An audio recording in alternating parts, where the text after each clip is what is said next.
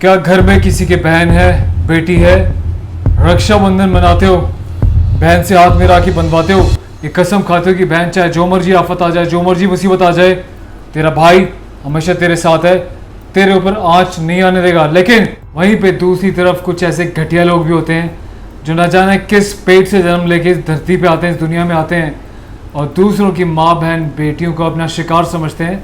ऐसे ही घटिया लोगों की वजह से न जाने कितनी सारी लड़कियाँ पूरे देश भर में अपनी पढ़ाई डिसकंटिन्यू कर देती है, जॉब डिसकंटिन्यू कर देती हैं, डिप्रेशन में आ जाती हैं, अपने आप तक को मार लेती हैं। कहाँ छुपे होते हैं ऐसे घटिया लोग? सालों को निकालो बिल में से, मारो कूट कूट के। सुदीक्षा भाटी 17-18 साल की मासूम बच्ची, दादरी के पास डेरिस्करना गांव की वो बेटी थी। ये मात्र एक चाय बेचने वाले गरीब परिवार की बेटी थी। इसके माँ बाप ने अपनी बेटी को सरकारी स्कूल में पढ़ाया था। अपनी मेहनत से, अपनी काबिलियत से 98+% लाके ये स्टेट यूपी में टॉपर में आई थी।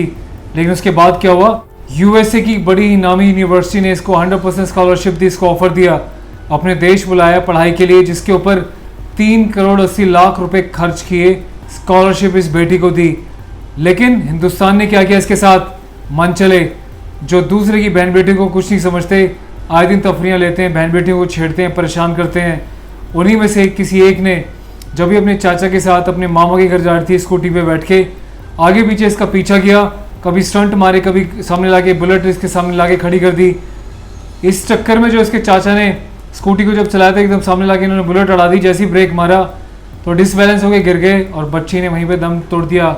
ये कोई हादसा नहीं, सरासर मर्डर है, मर्डर, जिसका बदला लिया जाएगा। उसके चाचा क्या कहते हैं इस वीडियो क्लिप में सुनिए, उसके बाद मैं आपसे आगे बात करता हूँ।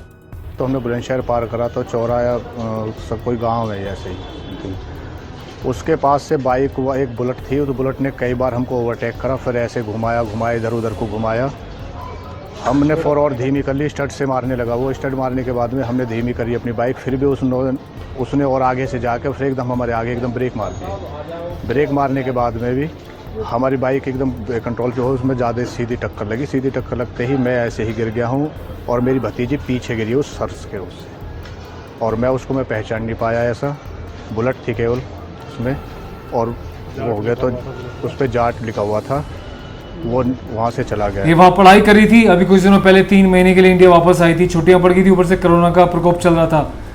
अपने घर आके भी पता चुप नहीं बैठती थी ये, क्योंकि खुद मेरे ग्रुप से जुड़ी हुई थी, बच्चों को पढ़ाती थी। हम मुहिम चलाते हैं कि गरीब बच्चों को गाँव में जहाँ पे इंटरनेट की फैसिलिटी नहीं है, जहाँ पे इंटरनेट नहीं पहुँच सकता, ऑनलाइन क्लासेस नहीं हो सकती, क्योंकि बच्चों के पास ना तो महंगे फ़ोन है ना इंटरनेट है, तो कैसे पढ़ाया जाए।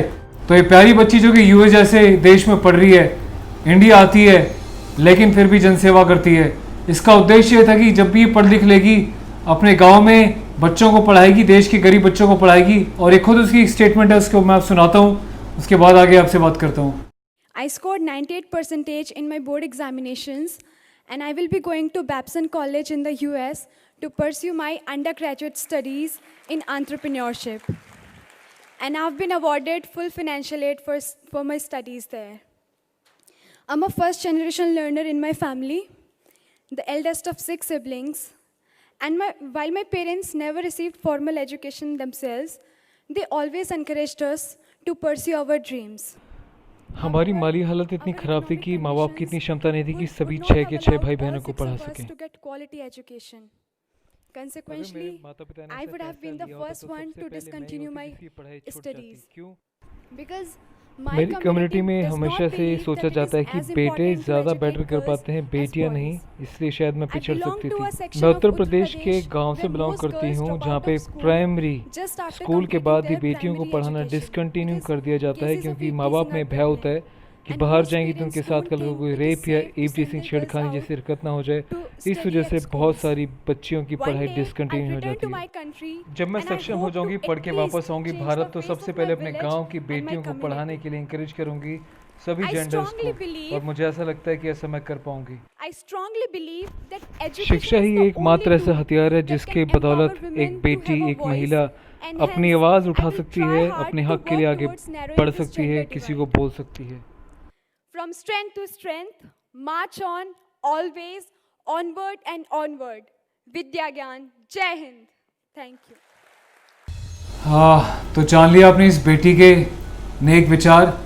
ये किस तरीके से कह रही है, अगर ये पढ़ लिख के आएगी बाहर से तो अपने देश के लिए बहुत कुछ करेगी, गांव में गरीब बच्चों के लिए स्कूल खोलेगी और पढ़ाएगी। तो हेड्स ऑफ है ऐसी बेटी के ख्यालों के लिए, जज्बातों के लिए, जो अपने देश के बारे में इतना कुछ सोचती है। और शर्म ऐसे लोगों के ऊपर जो दूसरों की माँ बहन बेटियों के ऊपर गंदी नज़र रखते हैं, आते जाते उनको परेशान करते हैं। इसमें कौन जिम्मेदार है, पुलिस, सरकार या समाज? नंबर 1, समाज सबसे बड़ा गुनहगार है। समाज में बेटियों को तो सिखाते हैं कि बेटी टाइम से जियो, टाइम से जियो, पर बेटों को नहीं सिखाते कि दूसरों की बहन बेटी की कैसे इज्जत करनी है। हाँ, कुछ अच्छे बच्चे भी हैं, अच्छे संस्कारों वाले परिवार भी जो अपने बेटों को अच्छी शिक्षा देते हैं, लेकिन ज़्यादातर वही घटिया नाली के कीड़े हैं जिनको कोई फर्क नहीं पड़ता किसी की माँ बहन बेटी की इज्जत के साथ खिलवाड़ करने में या उनके साथ बदतमीजियाँ करने में। पुलिस अगर इतनी अलर्ट रहती तो इस बात में यहाँ भी मैं गलती मानता हूँ कि जब बाहर आई थी स्कूटी पे बैठ के तो उनको हेलमेट का इस्तेमाल करना चाहिए था। पुलिस अगर समय रहते बैरिकेटिंग करती, लॉ एंड ऑर्डर को ढंग से मेंटेन करती, तो लोगों की मजाल नहीं कि बिना हेलमेट के बाहर निकल जाए। लोगों की भी जिम्मेदारी बनती है कि जब वो घर से बाहर निकले 2 व्हीलर पे तो सर पे हेलमेट लगाएं, गाड़ी में आए तो सीट बेल्ट लगाएं, हर एक तरीके से ट्रैफिक नियमों का पालन करें। जहाँ पे गलत बात है उस गलत बात को भी मैं यहाँ पे रखना चाहूँगा। तीसरी बात, पुलिस का इतना खौफ होता तो मंचलों की हिम्मत नहीं किसी की माँ बहन बेटी के ऊपर सरेआम इस तरीके से वो आँख उठा जाएँ और ऐसी हरकतें कर जाएँ। तो पुलिस का भी बहुत बड़ा इसमें रोल है, पुलिस की भी बहुत बड़ी जिम्मेदारी है, जो दर्शाती है कि पुलिस का खौफ ऐसे दरिंदों में बिल्कुल भी नहीं है। अब बात आती है प्रशासन की, लॉ एंड ऑर्डर को मेंटेन करने वाला जो सिस्टम है वो कितना मजबूत है। अगर नेता लोग इतने मजबूत होते तो एक इतना स्ट्रिक्ट लॉ बनाते, इतना स्ट्रिक्ट कानून बनाते कि मजाल नहीं थी कोई किसी के ऊपर आंख उठा के देख जाए। लेकिन कानून इतना नाजुक है, इतना कमज़ोर है, हर बार अपने वीडियोज़ में बताता हूँ। आए दिन छोटी बच्चियों के साथ, 6-6 महीने की बेटियों के साथ, बच्चों के साथ बलात्कार हो रहे हैं। 10 साल, 12 साल, 15 साल, 17 साल बलात्कार हो रहे हैं। क्यों हो रहे हैं? क्योंकि खौफ नहीं है ऐसे दरिंदों के अंदर, और एक खौफ लाना बहुत ज़रूरी है। नेता लोग इससे शायद कानून नहीं बनाते क्योंकि जानते हैं खुद इनसे जुड़े हुए, राजनीति से जुड़े हुए लोग बलात्कार करते हैं, गलत काम करते हैं। अगर कानून बन गया इतना स्ट्रिक्ट तो कल को ये लोग ही फंस जाएंगे। तो मोदी साहब से मैं एक बात कहना चाहता हूँ इस वीडियो के माध्यम से कि मोदी साहब, अगर आप वाकई बेटी पढ़ाओ बेटी बचाओ के नारे को दिल से बोलते हैं तो एक ऐसा मजबूत कानून बनाइए कि बेटियां सेफ्टी के साथ आधी रात भी घर से बाहर निकल सकें और किसी की मजाल ना हो बेटियों पे आंख उठा के देखने की।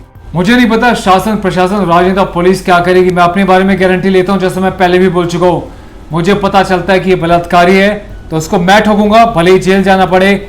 मेरे देश पहले है, देश की आन बान शान पहले है, बेटियों की इज्जत पहले है। स्कूल जाने वाली बेटी, ऑफिस जाने वाली महिलाएं बेचारी डर डर के जी रही होती हैं, अपने घर वालों को भी नहीं बताती। मैं चाहता हूँ बेटियां भी चुप्पियां तोड़े। क्यों ऐसे लोगों से डरे? हाथ में चाकू लेके घूमो, हथियार लेके घूमो, जो आंख उठाए साले को बीच में से चीर दो, बाद में देखी जाएगी जो होगी। ऐसे फैसले लेना सीखो, उसके बाद ही सिस्टम चेंज होगा। पुलिस ने अब तक एफआईआर नहीं लिखी इस फैमिली की, जब मीडिया का प्रेशर आया तब एफआईआर लिखी। और मीडिया ने भी बोला हम जब आपकी फुटेज को कवर करेंगे, तो दुनिया भर का मीडिया उनके घर पहुंच गया है। लेकिन कल जो मेरे पास फोन आया था कोई मीडिया नहीं पहुंचा था। मीडिया वाले बोल रहे थे जब पुलिस की एफआईआर हो जाएगी तो हम इसको ऑथेंटिक मानेंगे, तब हम इसको पब्लिश करेंगे। मीडिया भी यार सोच समझ के ऐसे लोगों की कवरेज करता है, और ये वही मीडिया है जब इस बेटी को स्कॉलरशिप मिली थी तो इसके बारे में बहुत इन लोगों ने वीडियोस चलाए थे। तो भाई आज से कसम खा लो हर एक बहन बेटी की इज्जत करोगे, और जो लोग देखते हैं बेटियों के बारे में बदतमीजी करते हुए आए, इनको छेड़ते हुए, हरकतें करते हुए, पकड़ो, कूटो, ठोको, फाड़ो, जो मर्जी करो। बेटियां सुरक्षित रहनी चाहिए। और बेटियों, आपका भाई आपके साथ है, नोट कर लो। ये कोई पब्लिसिटी नहीं, कोई घटिया लोग भी बहुत है सोचते हैं कि पब्लिसिटी कर रहा है अपने इंस्टाग्राम की। मुझे कोई पैसे नहीं मिलते ना, मैं पैसे बनाने के लिए, कमाने के लिए मैं वीडियोस बनाता हूँ। दी रॉयल सोल्जर इंस्टाग्राम, मुझे एड्रेस भेजो, लोकेशन भेजो, डिटेल्स भेजो, ऐसे बंदों की डिटेल्स भेजो आपको परेशान कर रहे हैं, इसका वीडियो बनाओ आपको ईव टीजिंग करते हुए, मेरे पास भेजो, मैं इनको वहीं आके सुधारता हूँ। मेरे साथ प्लीज लोग जुड़े, टीम बनाए। देश के हर एक राज्य में टीम खड़ी कर रहा हूँ मैं। टीम बनाए जहाँ भी जिस बहन बेटी के साथ कोई इस टाइप की हरकत होती है, उसकी फैमिली में भाई नहीं है, पिताजी कमजोर हैं, मजबूरी में कोई हेल्प नहीं कर सकता, आप लोग आगे आओ, कसम खाओ, जुड़ो, एक संगठन बनाओ, ज्वाइन करो। फिर कौन सीधा करते हैं सालों को, इनकी हिम्मत हम देखते हैं कैसे किसी की बहन बेटी के ऊपर आंख उठाते हैं। अगर इस वीडियो को शेयर करें और जल्द से जल्द आपको उस बेटी के घर जाके नया अपडेट दूंगा। थैंक यू सो मच, ख्याल रखिएगा अपना।